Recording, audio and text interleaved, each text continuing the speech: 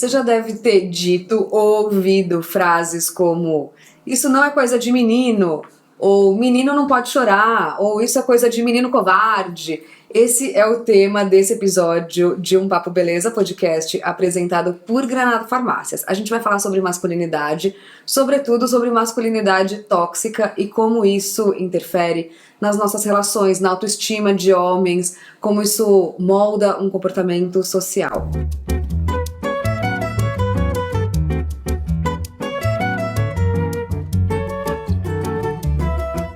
Eu sou Vânia Goy, jornalista, e hoje eu vou conversar com o Leandro Ziotto, que é pai afetivo do Vini, que é fundador do For Daddy, uma plataforma que discute parentalidade. Ele vai contar tudo isso já já. E com o Gregory Azevedo, que é atleta, que é especializado em mídias sociais, que já, vocês vão ver, gosta de moda, vai falar desse assunto. Sejam muito bem-vindos. Obrigado, querida. Leandro, para começar, eu te apresentei rapidamente, mas eu queria que você falasse um pouquinho mais da For Daddy.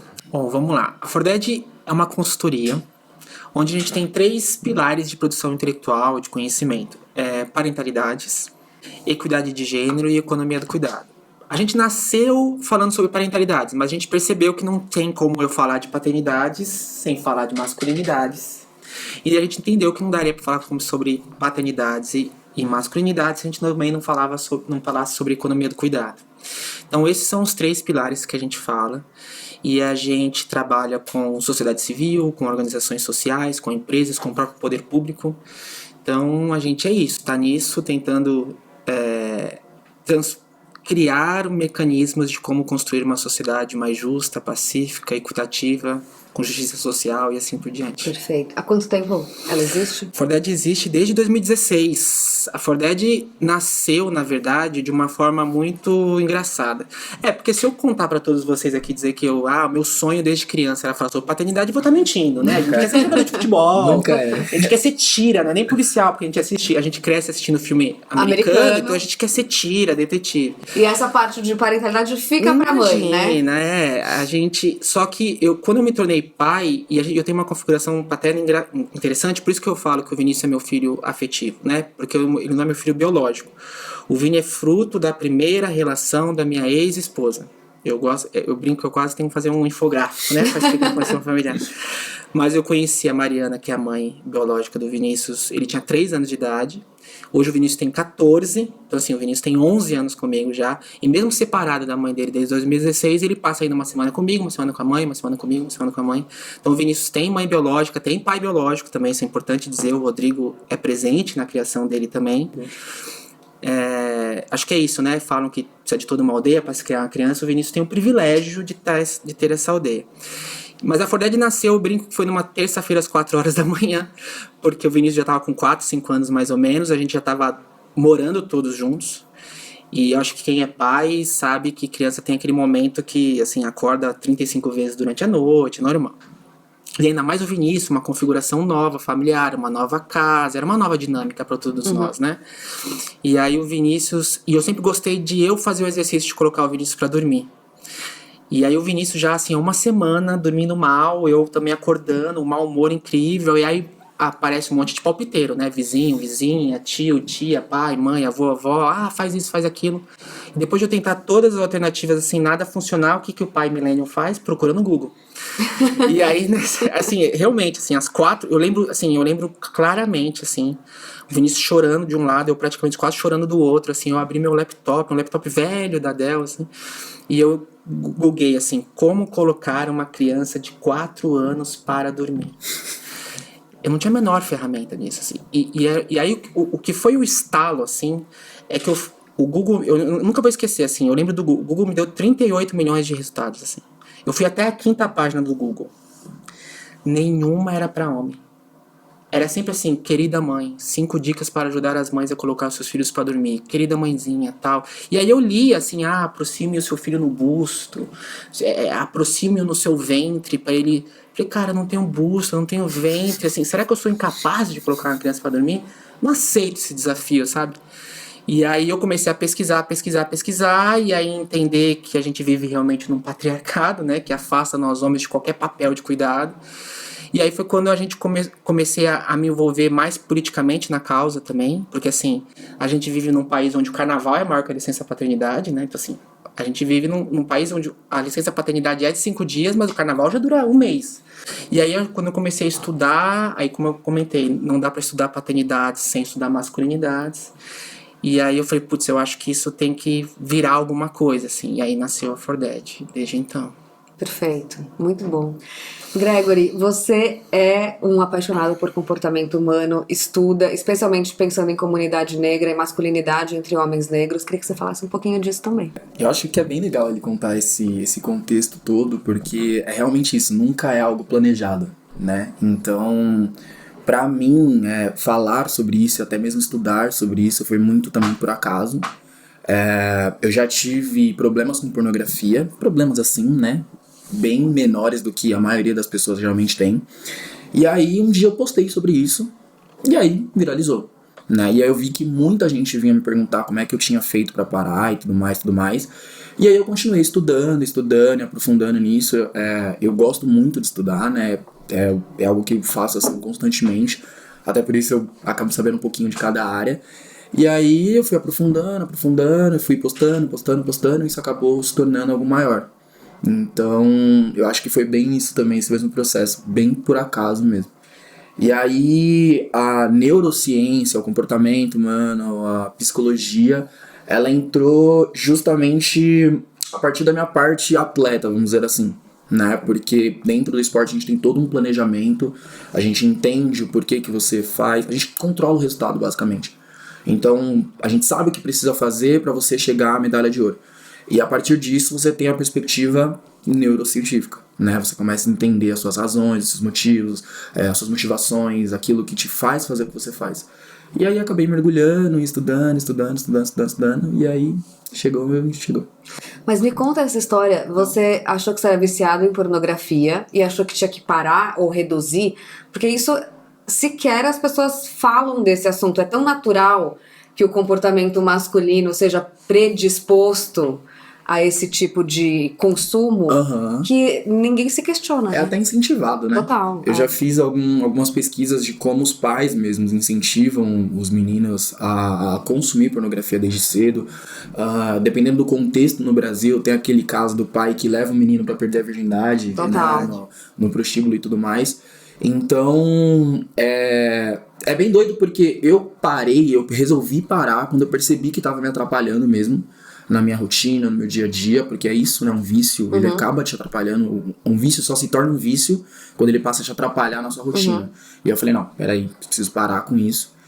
E aí eu fui começar a estudar como parar, e aí você entra num buraco que é maior, então você começa a entrar e entender que, tipo assim, esse ambiente pornográfico, esse contexto pornográfico, ele não é só a questão do vício, então ele tem uma questão que entra muito em direitos humanos, então entra muito de tráfico de pessoas, então de objetificação, né? Por isso não tem como fugir de um estudo de gênero olhando para essas coisas. Exatamente, então é um ambiente muito violento em todos os âmbitos, né? Em todos os âmbitos. Eu gosto de falar isso porque às vezes as pessoas trazem, mas é só a indústria pornográfica que é ruim. Não, a indústria pornográfica é um buraco, mas você consumir pornografia, mesmo que ela seja produzida, sei lá, pela própria mulher, pela própria atriz e tudo mais, também vai te colocar num buraco. E aí entra a neurociência, sabe? Então, aí eu entendi, né, que realmente isso estava me atrapalhando, comecei a pesquisar e aí você começa a ver dados. Então, X mulheres foram sequestradas, encontraram uma criança dentro de um site pornográfico que estava desaparecida, sabe? Tem casos bem bizarros, assim, e são muitos casos, né? Então, quando você começa a enxergar isso, você começa a falar assim, não é só um vídeo, né? Acho que nos dois exemplos, isso passa por acessar a internet. Tanto para você expor o que você estava vivendo ou mudando, quanto a sua pesquisa de não achar resultado sobre isso. Vocês sentem que outros homens reagiram quando vocês, por exemplo, começaram a postar sobre esse assunto? Ou que talvez não tivesse passado pela mente deles algo sobre esse estereótipo da masculinidade e isso despertou algo neles? Eu acho, assim, do meu ponto de vista, sim e não. Né? Eu gosto de falar isso aqui, depende, porque tem uma parcela e uma parcela menor A gente tem que ser sincero, dos homens que realmente, depois que você mostra os dados, você mostra o estudo, você mostra que ele tá fazendo mal, então ele tem essa consciência de que realmente é algo maléfico, ele fala, ok, quero parar. E tem a outra parcela que não liga, que fala que é besteira, que Sim. é assim mesmo, que é a parcela maior. E aí, nesse meio, entra o papel das mulheres, né, que também é bastante presente, né? Então, geralmente, pelo menos o meu público, por exemplo, no Instagram, é maioria mulher. E todo mundo pergunta isso, né? Pô, mas você contou da masculinidade, mas a maioria é mulher. Porque, querendo ou não, os problemas que a gente fala de masculinidade, a grande parte impacta diretamente o universo feminino, né? A grande parte. Mas não tudo. Tem muita coisa que nem chega no universo feminino e acaba sendo um problema pra nós mesmos. Por exemplo, a paternidade. Então, é bem legal a gente entender que, tipo assim, sim, existe uma parcela de homens que se preocupam com isso de alguma forma, mas para a outra parcela que não se preocupa, muitas mulheres acabam se preocupando. Então, meu marido... Elas podem dar um insight ali, né? Entendeu? Você não acha que, sei lá, chegar no marido e falar, você não acha que é um momento de você procurar um médico, que não sei o quê, não só sobre a pornografia, mas saúde do homem e tal, essas coisas todas. Então tem muito desse impulso, né? Tem um dado bem legal que fala isso, que tem um grande... não lembro o dado exato, mas uma parcela de homens só passaram a visitar o médico por impulso das mulheres ou das filhas, Sim. sabe? É do Ministério da Saúde, eu não vou lembrar agora os números, porque a Forded foi parceira do Ministério da Saúde durante muito tempo, só nessa atual gestão federal, infelizmente que não, mas tem uns dados mesmo, assim, que a cada, 10 homens... 8 realmente buscam ativamente o autocuidado, né? Mas por causa de uma provocação ou de um incentivo das mulheres, assim, né? A mulher ainda continua... O homem vai no médico? Vai, mas a mulher ainda que continua marcando a consulta, né? E é sempre aquela coisa de, tipo assim, deixar pra última hora. O homem só vai quando tá em cima, quando já tá a ponto de, sei lá, perder a mão. Aí ele corre pro médico e só porque a mulher tá lá no pé dele. Não, e até coisas mais superficiais, gente. Na indústria de cosmético e beleza, as mulheres compram produtos para os homens. Em geral, elas apresentam produtos específicos para os homens para que aí sim eles fiquem fiéis e comprem o próprio skincare, entendeu? É um paralelo, né? Realmente é o que ele falou, né? Que esse universo todo acaba, entre aspas, ainda sendo regido pelas mulheres, de certa forma, mesmo que isso seja para homens. Sim. Né? Então, quando a gente fala de paternidade, é um cuidado nosso, para nós, principalmente se a gente tá falando de filhos homens, sabe? Então é algo que precisa vir de nós. Mas ainda assim, existe esse push muito forte das mulheres, né? E esse é um grande problema, né? Na verdade, o pilar central que sustenta todo esse debate que a gente tá tendo aqui é uma palavrinha chamada cuidado. Assim, o cuidado, ele é não só uma tecnologia, isso que é importante, né? Porque a gente romantiza o cuidado e a romantização do cuidado, ele serve para beneficiar alguém, né? Porque quando você romantiza o cuidado, você pode desvalorizá-lo ou pode até cobrá-lo de graça, né? Existe uma escritora feminista que eu gosto muito que chama Silva Feder e fala: o que nós homens chamamos de amor, ela chama de trabalho não remunerado. Porque é isso, né? Quando você faz pra mim, por favor, de graça, né? Então, assim, o cuidado é uma tecnologia, então como tecnologia ela pode ser aprendida e pode ser ensinada. Só que ela é uma tecnologia que ela não é apresentada ao homem. Né? Nós homens não aprendemos que o cuidado assim, o homem não sabe cuidar de si. Primeiro você pega um homem médio, né? Ou assim, um homem hétero, branco, cis, de classe média. Né? Assim, a mãe cuida dele a vida inteira, depois a mãe passa o bastão pra companheira dele. Né? E esse cara passa a vida inteira sem nunca precisar fazer a gestão da sua própria saúde, porque sempre teve mulheres. A gente passou por a maior pandemia que a nossa sociedade já teve, e é aquela brincadeira, né? Se você passou legal pela sua pandemia, é porque provavelmente você sobrecarregou uma mulher. Né, assim, os índices, por exemplo, na pandemia, os índices de produção intelectual dos homens no mestrado aumentaram enquanto das mulheres diminuíram. Não, inclusive, acho que isso é importante pra gente também explicar o que é essa economia do cuidado, né? Porque enquanto um homem, por exemplo, tá performando na academia, tem alguém cuidando de todo o resto em casa, né? E quem é mulher sabe que na pandemia, enfim, ficaram super sobrecarregadas. A economia do cuidado é perfeita, assim, só pra muito simples explicar o que é a economia do cuidado. Nós somos em 3 pessoas aqui, né, na mesa, agora gravando. Assim, se nós somos 3 adultos economicamente produtivos, é porque nós somos adultos saudáveis. E se nós somos adultos saudáveis, é porque uma pessoa ou um grupo de pessoas dedicou a vida pro nosso cuidado. Só que esse cuidado, ele é desvalorizado, ele é invisibilizado e ele é majoritariamente exercido por mulheres apenas. Então, se nós não incluímos o homem na conta, a conta não fecha para ninguém. A conta não fecha, obviamente, para as mulheres, que continuam sendo sobrecarregadas fisicamente, mentalmente e emocionalmente, com esse papel quase que exclusivo. Sim. Mas também nós, homens, não ganhamos também. Porque essa coisa do privilégio do homem, primeiro que a gente tem que fazer sempre os recortes raciais e de classe, de qual homem é esse privilegiado, que não é todo homem, né? O Gregory não tem o mesmo privilégio que eu, que sou um homem branco. Um homem indígena não tem o mesmo privilégio que eu e o Gregory temos. Então, assim, a gente consegue fazer e cavucando aí no buraco. Mas, por exemplo, nós homens a gente também não ganha. Sabe, assim, dados mostram do próprio Ministério da Saúde, o homem vive 7 anos a menos que a mulher e tem 4 vezes maior índice de suicídio. Isso não é porque a gente é geneticamente preparado a morrer menos que as mulheres. A gente morre mais porque a gente se coloca mais em risco, a gente cuida menos da nossa saúde, a gente, por exemplo, nos tiram o cuidado como um aprendizado de vida, mas nos coloca a violência. A violência é ensinada para mim e para o Gregory e para todos os homens como uma ferramenta útil e eficiente de solução de problema. Né? A gente não é violento porque a gente naturalmente a gente é violento. A gente é violento porque eu aprendi com meu pai que chutando o pneu do carro, o carro voltou a funcionar. Eu aprendi com meu tio que gritar com o garçom ou gritar com uma mulher me atende às minhas perspectivas. Então a gente aprende e a gente está ensinando ainda os nossos meninos que a violência é uma ferramenta útil, uma ferramenta eficiente. Mas a gente precisa entender que ninguém ganha com isso. Homens, mulheres, a conta social do machismo não fecha pra ninguém. Então acho que é isso que a gente precisa ensinar pros homens, né? Acho que as mulheres já perceberam. Por isso que a gente tá discutindo isso também, tá?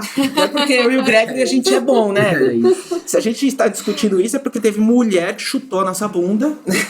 E continua chutando a gente ainda pra frente pra gente assumir esse papel social nosso, né? Do meu lado, eu acho que é justamente ao contrário e a gente consegue até plugar com a origem, né, que ele tava trazendo sobre a questão da paternidade, que pra mim meio que foi ao contrário. Eu sempre quis ser pai, sabe? Eu sempre quis ser pai desde que eu me conheço por gente. E por que eu sempre quis ser pai? Porque eu não tive um pai presente, né? Então meu contexto familiar ali ele é bem até complicado de estudar, que eu não tive um pai presente por um tempo, e aí depois eu tenho um pai de criação, que é de uma outra família, e a gente acabou meio que unindo os 2 cenários ali, construindo meio que uma comunidade e tudo mais. E esse segundo homem, ele acabou sendo uma primeira referência de pai, né, que eu tive. Então a partir desse momento eu sempre quis ser pai. E aí, quando a gente observa isso, é legal porque dá ênfase justamente no que ele falou, que existem os vários recortes dentro do Brasil, né? Existem as várias perspectivas. E essa questão da violência, por muito tempo, ela foi defendida por questão biológica, né? Porque, querendo ou não, a gente vai falar que, sim, né? O homem tem mais testosterona, então as pessoas justificam a questão da violência, porque, testosterona é um hormônio... Uma coisa inata, exato, né? que você acha que é natural o homem ser mais violento, porém depende, né? Porque, por exemplo, você observa esses dados, por exemplo, de testosterona, então você leva isso pro reino animal e você fala, os animais, os machos acabam sendo mais violentos que as fêmeas. Mas pera lá, a gente é ser humano e nós temos consciência. Você entende? Então a gente tem a capacidade não dá pra gente ficar se comparando nesse... Né? Entendeu? A gente estuda o reino animal pra entender as nossas motivações e tudo mais, mas pera, temos consciência. Então... eu não preciso reagir com violência a algo que, sei lá, que eu discordei com você. Então somos casados, discordei com você, eu vou agir com... Pera, eu consigo pensar, controlar as minhas emoções, controlar... E é bem legal isso, porque justamente essa falta de cuidado, essa falta de afeto, talvez, né, na infância, em todas as perspectivas, seja na que tem um pai presente, ou seja no que tem um pai ausente, essa falta de referência masculina também, referência masculina saudável, nos leva a viver nesse contexto de violência. né? Então é o tempo todo você acaba reagindo a situações de maneira violenta, porque você não sabe como controlar suas emoções, você não sabe lidar com as suas emoções, e acaba sendo muito difícil quando você já tá na fase adulta. Com certeza. Né? Porque é isso que ele falou. Ele foi pesquisar, quando ele já estava com o bebê no colo, ele foi pesquisar como colocar uma criança pra dormir. Mas espera, por que isso não é ensinado desde a infância? Sabe? Por que, sei lá, meninas brincam... Isso é bem legal, esse paralelo também. Meninas brincam de boneca, né? Desde pequeno. Meninas brincam de cuidar, né? Exatamente. Desde sempre são ensinadas assim. E aí, quando chega na fase adulta, são cobradas dessa fase. Mas nós, homens, precisamos disso também. Precisamos saber como cuidar de uma criança. Desde sempre. Desde sempre. E aí, tem um estudo também, que eu tava até fazendo essa linha de raciocínio no meu perfil, que é sobre... existe essa questão mesmo de instinto materno? Não existe. Por quê? Porque o instinto materno ele é criado na cabeça, né, na mente da mulher desde cedo. Né? Então ela aprende a ser mãe desde cedo e ela é cobrada por isso desde cedo. Então existe essa cobrança, você precisa ter filho, você precisa saber como cuidar do seu filho, ou nos piores casos, né, nos mais extremos, você precisa cuidar do seu filho e do seu marido, porque você vai ser dona de casa, sabe? E são coisas que são básicas para qualquer adulto. Tem uma pesquisa da Plan International, se não me engano, foi agora recente, onde mostra que, por exemplo, se você pega 2 adolescentes de 12 anos, uma menina e um menino, a menina já faz, assim, ela faz já 90% das atividades domésticas já. Enquanto o menino, no máximo, malemar, se for bonzinho, arruma o próprio quarto. Que é meio café com leite. Então é óbvio, né, que assim, o que a gente naturalizou chamando de instinto materno, que na verdade é só puro machismo para aprisionar as mulheres nesse papel, na verdade não, é uma construção social. Quando você ensina mulheres a brincar, a gente precisa ensinar nossos meninos a brincar de boneca também, né, a brincar com cuidado, a brincar com afeto, a nomear sentimentos, né? Pra gente não chegar adultos agora e ainda ter que pagar bem caro por uma análise, porque a gente não tá sabendo dar o nome dos nossos próprios sentimentos. Não sei o que tá acontecendo aqui dentro, tô meio esquisito. Sabe uma coisa que eu também acho curiosa? Em geral, as mulheres estabelecem vínculos com amigas e elas têm uma predisposição a desabafar e se colocar vulneráveis, pelo menos num círculo íntimo, assim. E os homens não fazem muito isso, né? Vocês já ouviram de algum amigo ele se sentindo mal porque teve que reproduzir um comportamento ou masculino, agressivo ou inadequado? Quão comum ou incomum isso é nas relações pessoais de vocês? Eu acho que é até engraçado isso, porque depois que eu comecei a produzir conteúdo, as pessoas começaram a me ver falando sobre isso, os meus próprios amigos, eles começaram a se abrir mais nesse contexto e às vezes perguntar minha opinião, o que eu acho, enfim, etc, etc. E eu acho que é estranho porque eles só começaram a fazer isso a partir do momento que eles viram que podem fazer isso. Sabe, que é normal fazer isso, que eu preciso fazer isso, eu preciso me abrir, eu preciso falar porque, sei lá, eu fui sair com uma menina e eu brochei. Eu preciso entender que eu não queria estar naquela relação. E uma coisa que rola muito, pelo menos assim, na minha faixa etária, né? Quantos anos você tem? Eu tenho 28. Assim, sei lá, entre os 20 e tal, não sei se é solteiro ainda. Não, sou casado. Então, geralmente quem é solteiro tem essa questão, né? De sair com várias pessoas e tudo mais, vida normal. E aí, muitas vezes, dentro do contexto, né, das amizades nossas e tudo mais, existe essa força mesmo que, mas tá ali, você tem que ficar com ela. Sim. Tem que ser o cara que pega todas, porque se ele não ele não entra dentro do que se caracteriza um homem.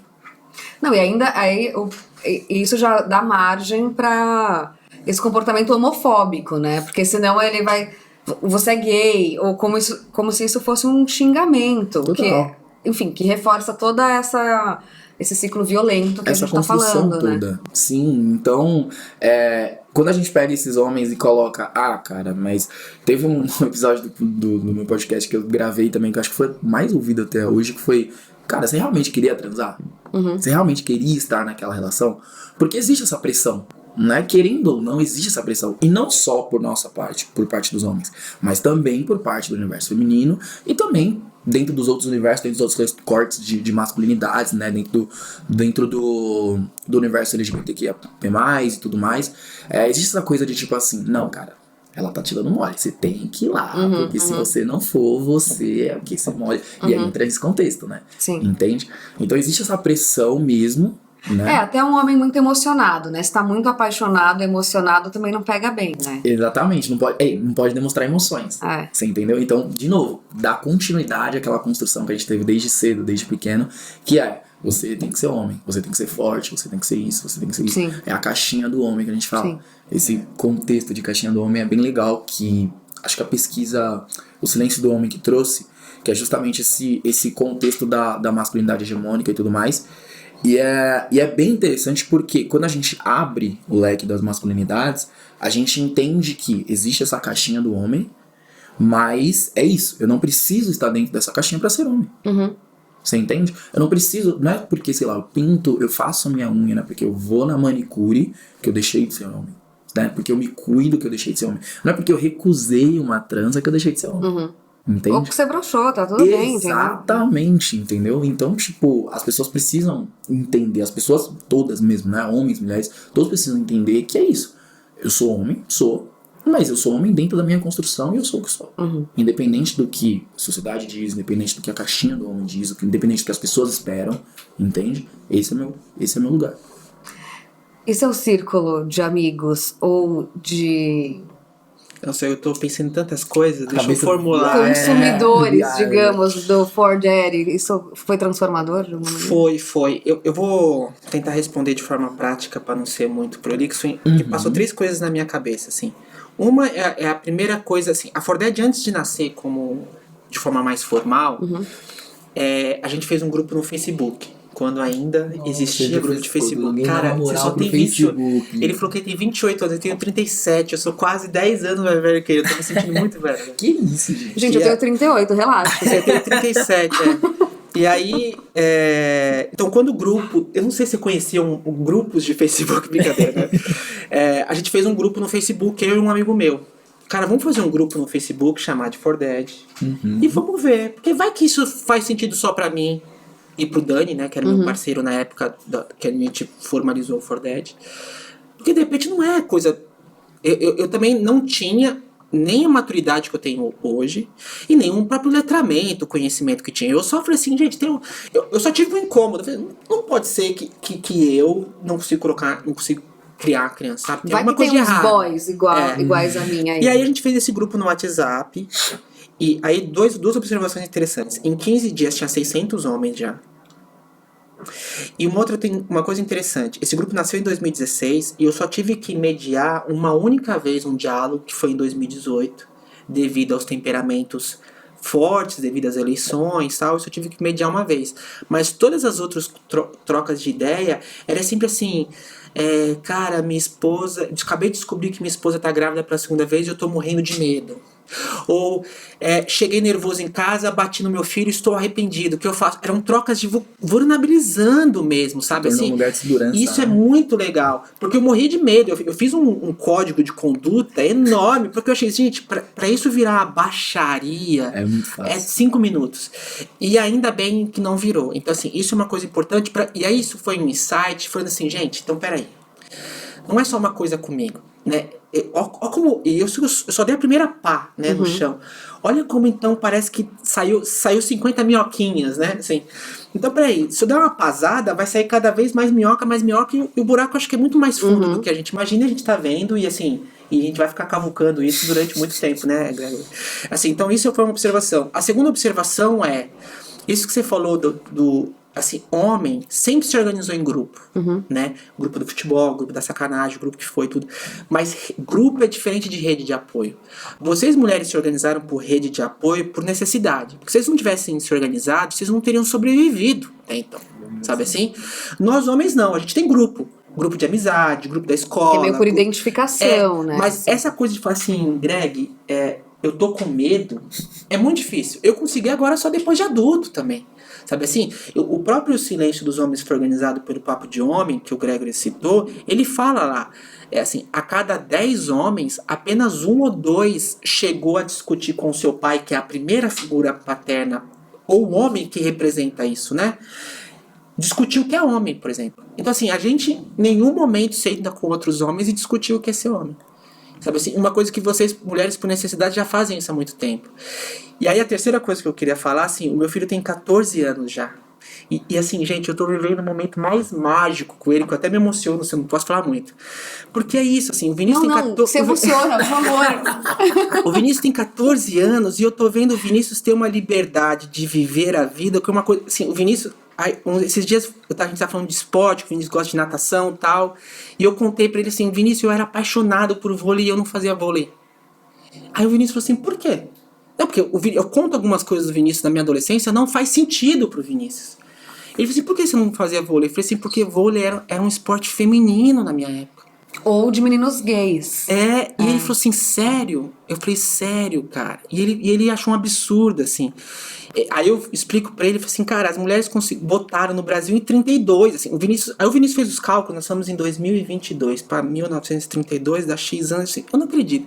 Então assim, e aí ver o Vinícius, então, lógico, ele vai ter as questões dele, né, vai pagar o analista dele quando ele ficar adulto, tudo, mas assim, ver o Vinícius performar junto com seus outros amigos e amigas, performar uma masculinidade, e um feminino também das amigas dele, com muito mais liberdade e empoderamento, me dá um quentinho no coração, sabe? Tipo assim, que a gente realmente, assim... A gente é 5.000 anos de patriarcado, né, gente? O machismo e o racismo não é um golpe do azar, né? Não foi assim, cara, coroa, caímos numa sociedade machista e racista, que pena, por pouco. Não. O racismo e o machismo foram planos muito bem implementados. E como planos muito bem implementados, já que ambos caminham juntos, nós como sociedade, eu, Gregory, você e todo mundo que está aqui, a gente precisa implementar um contraplano organizado, né? E uma das formas que eu organizo esse contraplano é criar o Vinícius da forma mais saudável possível, sabe? Eu acho que eu tenho conseguido, assim, e ver o Vinícius livre.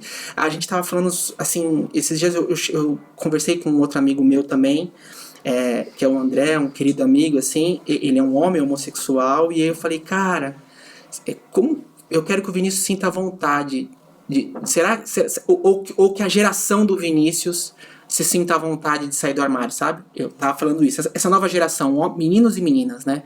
E aí o André falou uma coisa linda, que ele falou assim, Leandro, eu acho que essa nova geração não vai ter nem armário.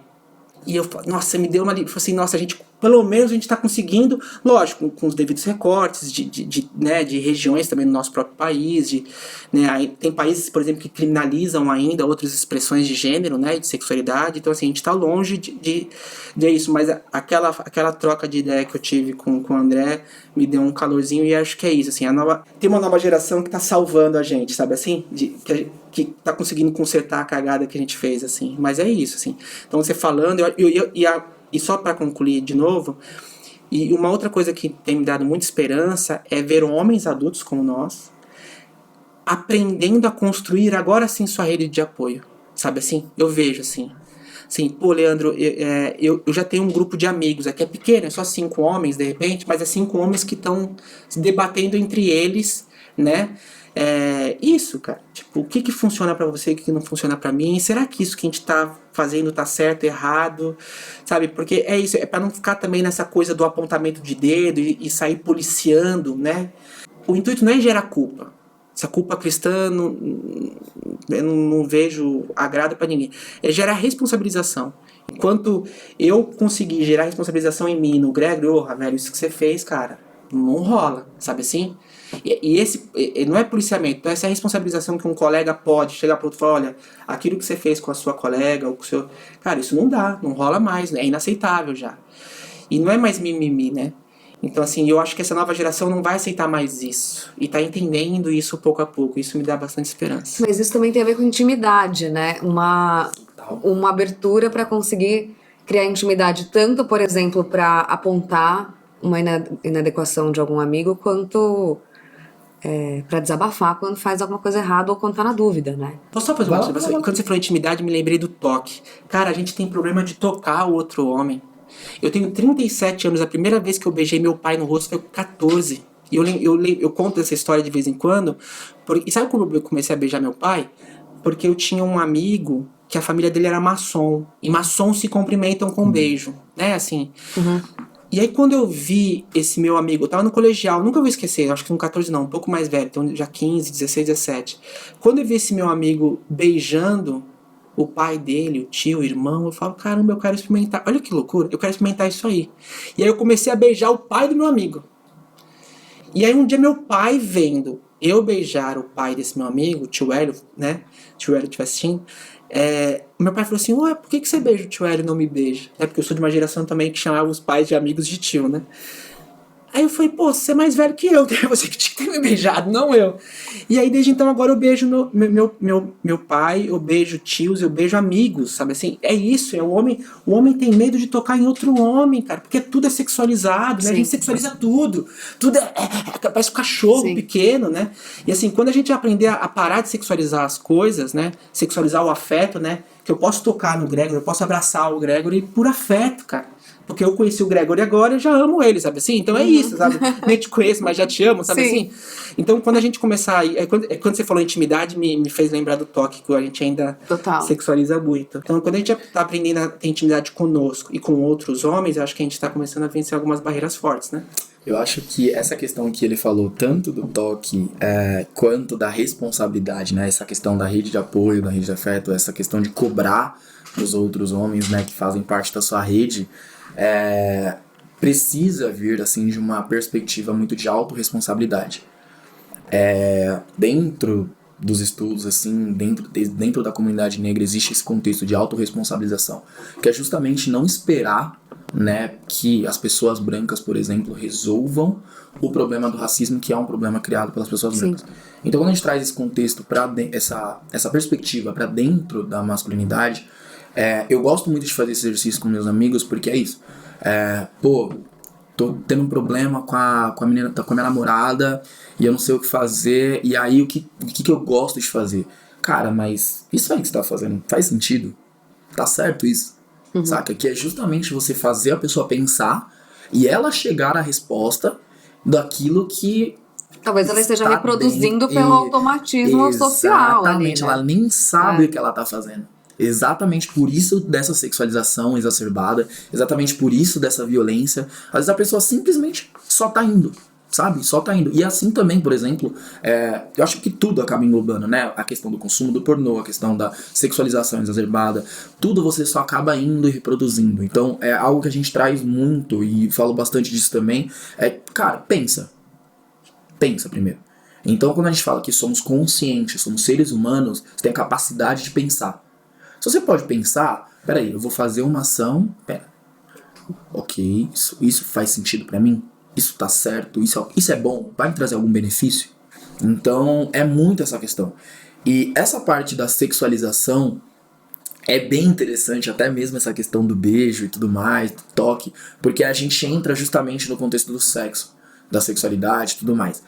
Do quanto a gente simplesmente tem a cartilha do sexo, né? Da mesma forma que a gente tem a cartilha do que é ser homem, a gente tem a cartilha do sexo. E jamais pensou sobre isso, né? Exatamente. Só reproduz. Você só vai indo, então, tipo assim, eu aprendo sobre sexo no pornô, porque a gente tem esse problema que a gente não tem educação sexual, né? Pouquíssimas pessoas falaram sexo dentro de casa com os pais e falam sobre isso de uma normalidade. Então o primeiro contato com o sexo é dentro do pornô, sabe? E se você não fizer isso, você não é um bom homem, você não é um... E pra que se preocupar se a sua parceira ou parceiro tá curtindo, né? Assim, não tem empatia com a pessoa que tá com você, e você nem não vai, mesmo. e você nem consigo, você não vai performar, meu amigo. Não tem performance, né? Não existe isso. Essa teatralidade. Total, você entende? é performático nesse sentido de teatral. Né? Exatamente. Então quando as pessoas param, nós homens paramos, e também as mulheres, paramos e pensamos, cara, ok, dentro da relação sexual, o que eu quero construir?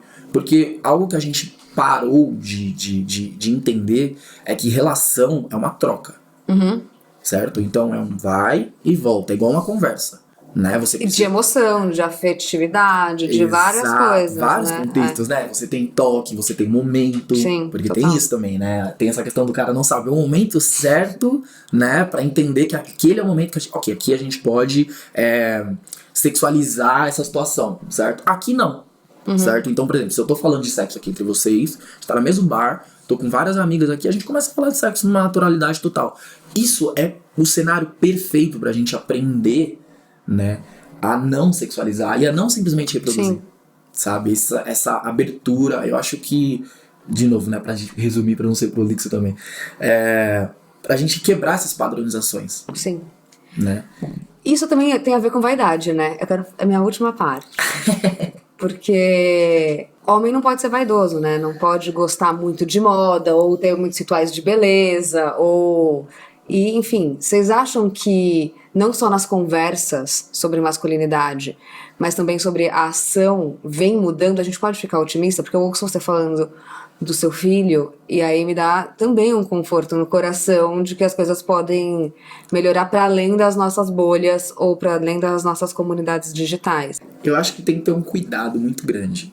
Acho que tem que ter um cuidado muito grande porque a gente tem essa, historicamente... Sim, né, tem né, uma civilização para mudar. Exatamente, a gente tem essa questão de ser extremos. E a gente vê isso no contexto que a gente tá no Brasil, né? Então, ou você é o machão completo, ou você é o, sei lá, o que a gente costuma falar na internet, esquerdo macho, né? Que você é aquele cara que usa saia, pinta a unha, tal e tudo mais, mas reproduz o mesmo padrão de comportamento machista, etc, etc. Sim. Então, quando a gente abre o espaço, né, da roda de conversa, abre o espaço, a visão, e tira desse contexto do machão, ou seja, eu não preciso ser esse machão para ser considerado homem, a gente tem que ter muito cuidado para não ir pro outro extremo. Entende? Porque isso não muda a nossa sociedade de maneira geral, porque você está reproduzindo ainda comportamentos machistas, ainda que no externo, a vaidade, a beleza, o falar de moda, parece o se cuidar, que é um pouco mais aberto. parece, né? mas não é. Então, a única dica é estudem, boys, é isso? Não só estudem, mas falem, se ouçam, Sim. sabe? Eu acho que a principal ferramenta é o autoconhecimento. É você entender quem você é dentro da sociedade. Sim. Quando você entende quem você é, você entende que, tipo assim, eu, por exemplo, eu posso usar saia, certo? Eu posso gostar de usar saia e continuar sendo homem, e não ser, por exemplo, um homem considerado como homossexual. As pessoas podem me ver assim, mas eu não sou. Entende? Então, quando você se conhece, quando você entende quem você é, você entende a sua história, você entende o contexto da sua família, o seu contexto ancestral e tudo mais, você entende que você tem a possibilidade de ser quem você é, certo? E ainda assim ser homem. Pra terminar, dica pros boys que estão ouvindo a gente. Pra avançar em questões de gênero, masculinidade tóxica, serem melhores com eles, com as pessoas ao redor deles. Primeiro segue a For Dead e o Gregory. Cara, criar vergonha na cara só. Assim, eu não quero parecer ser rude. Mas assim, é que agora não tem mais desculpa, né? Assim, é criar consciência, vai. Só pra não parecer grosseiro. Que informação tem, né? Precisa ter consciência. Cara, tem Netflix, tem YouTube. É que antigamente, pra gente também ter esse mínimo de letramento, e letramento eu acho importante, né? Que assim, engajamento sem letramento, você gera equívoco, né? Porque o que tem de gente branca, por exemplo, querendo, e aí gera os seus equívocos, né? Ou gente que não quer ser machista e aí acaba sendo esquerdo macho, né? Acha que só porque usa saia não é mais, ou só porque joga vôlei ou pinta não sei o que, acha que você não é mais machão. Não, meu amigo, você é machista e será porque você ainda continua interrompendo a sua coleguinha do lado porque acha que a opinião dela não vale tanto. Então assim, o machismo é comportamental, não é só simbólico, né? Assim, estético. De signo. Isso, não é só estético. Né? Porque senão a gente vai um monte de homem começar a pintar o olho e vai achar que, nossa, deixei de ser. Machão de um jeito. E então eu acho que um letramento é importante. É isso, gente. Assim, você não vai deixar de ser racista se você não estudar sobre racismo. Você não vai deixar de ser machista. Você não... Aí esse estudar, mais uma vez, é só tomar cuidado assim, nossa, não precisa fazer uma faculdade de 4 anos, não sei o que, não sei o que. Não. Cara, tem bons livros por aí, sabe assim? Tem Não, boas tem pessoas. ótimos perfis no Tem Instagram. ótimos perfis no Instagram pra você. Cara, tem vídeo no YouTube, tem filme no Netflix, tem documentário, sabe? Cara, tem plataforma de streamings agora. Mas eu Tá gosto quando tudo você muito fala acessível. criar vergonha na cara, porque é isso, não dá pra fingir que não tá acontecendo. Se a gente tá falando desse assunto num podcast de uma marca de beleza e bem-estar e perfumaria, é porque ele é latente e importante, né? E é isso, assim, hoje, assim, canais, meios e formatos, eu não gosto muito de ler, porque eu sou TDAH, sei lá o que, então escuta um podcast. Com certeza tem podcast sobre o tema. Olha aqui, ó. Não gosto de escutar, gosto de assistir, então vá. YouTube, plataformas de streaming no geral, assim. Hoje, esse tema, e tem muita gente muito boa fazendo isso, academicamente falando, ou socialmente falando, ou pulverizando, sabe? Em todos os canais, formatos, pra ler, pra escutar, pra assistir, pra abraçar, pra cheirar, pra fazer qualquer coisa, gente, assim. É só isso, é só ver qual é o que é mais fácil pra você e mais tranquilo, e busque. É só isso, assim. É a provocação que eu faço, assim. Você tem a pachorra de pagar R$1.000 num curso pra fazer cerveja em casa, artesanal, mas não quer pagar R$40 num livro, sabe? Não quer ligar um Spotify pra escutar isso. Perfeito. Então, assim, é uma autorresponsabilização. Só que você só gera essa autorresponsabilização se você gerar essa autoconsciência. E aí, uma outra coisa que eu acho legal, né? Autoconhecimento e tal. Mas é coletividade também, né? Porque assim, se você não perceber que você faz parte de um todo, né? Porque também tem um pouco isso. Eu não vou vencer sozinho o racismo, o machismo e a homofobia e tal. Sozinho não. Mas coletivamente local, né? conseguiremos fazer, e eu acredito muito nisso. Então é isso, né? Então, assim, pensando coletivamente, como esse machismo impacta em você negativamente e nas pessoas que estão ao seu redor, então busca. Assiste um filminho aí, sabe, assim, diminui um pouco. Assiste futebol, mas terminou o futebol, mete um Spotify aqui, ó, sabe, assim, lê um livro, acho que dá, tem muita coisa boa aí. Deixa eu só complementar essa questão das dicas, para que os boys realmente comecem a mudar esse caminho, porque eu acho que é importante a gente entender os contextos que a gente vive dentro do Brasil, né? Por quê? Existem lugares que, infelizmente, ainda as pessoas não têm acesso a Netflix e tudo mais, né? E existem pessoas que realmente não têm como fazer esse processo de letramento. Não tem como. Então, uma coisa que eu falo bastante é, primeiro, você repensa o seu comportamento. Tem uma frase do Steve Harvey que é muito legal. Ele fala assim, a melhor coisa que você pode fazer por uma pessoa em situação de rua é não ser como ela. Porque só assim você vai conseguir ajudar ela. Então, a melhor coisa que você pode fazer, entre aspas, pela sociedade é não reproduzir os padrões. Então, a primeira coisa, repensa os seus comportamentos, certo? Repensa tudo aquilo que você faz, repensa as suas ações, repensa tudo aquilo que te ensinaram, porque muitas vezes você aprendeu ou não aprendeu, né? Então, por que você não pode beijar o seu pai? Por que você não pode abraçar não sei quem? Por que você não pode falar de sexo com uma mulher com uma naturalidade, sem sexualizar? Por que você não pode fazer isso? Então repensa.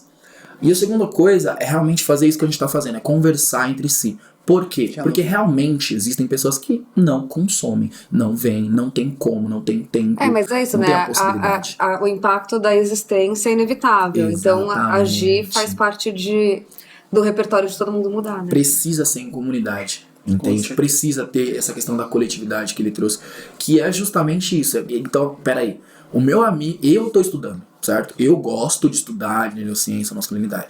Mas meu amigo veio falar pra mim que ele teve um problema, porque ele, sei lá, se sentiu pressionado, porque ele tinha que ir e se relacionar com uma pessoa, ele falou, ele não queria, foi lá e broxou. Ele veio conversar comigo, e aí eu que estudo, eu posso chegar lá e falar assim, cara, mas por que você se colocou nessa situação? Se você não queria. Oferece a ferramenta pra ele pensar. Exatamente. Seja você a ferramenta, né? Essa conversa. Então, o fato de você não ser mais um, né? Isso já coloca essa perspectiva de mudança, né? Perfeito. Isso pra mim é primordial. Adorei. Obrigada pelas reflexões. Espero que tenha sido muito rico pra você que tá assistindo ou ouvindo a gente. Eu adoro que a Granado deixa eu fazer esses podcasts com esses assuntos maravilhosos. Enfim, a gente chega ao fim desse episódio de Um Papo Beleza. Você consegue acompanhar outros episódios nas principais plataformas de streaming que tem na internet. Se você tiver alguma dúvida ou sugestão, é só escrever pra gente no papobeleza@granado.com.br. Até o próximo.